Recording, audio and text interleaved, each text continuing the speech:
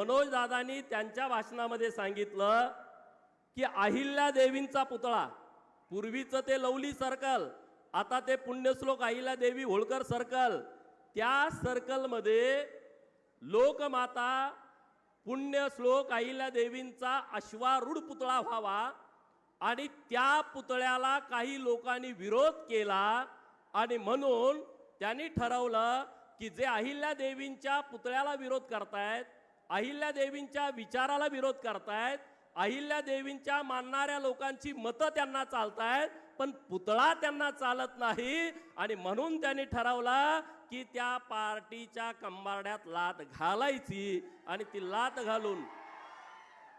घालून आज मनोज दादांचा इकडं प्रवेश झालाय. दादा पुतळा उभा राहील, काही चिंता करू नका. इथं आपले दादा व्यासपीठावरती चंद्रकांत दादा आहेत, फंड बिंड काही चिंता करू नका. पण ज्यांनी पुतळा बसवायला विरोध केला त्यांना मला सांगायचं आहे, एक दिवस तुमच्या दारात सुद्धा अहिल्या देवीचा पुतळा बसवावा तुम्हाला लागेल.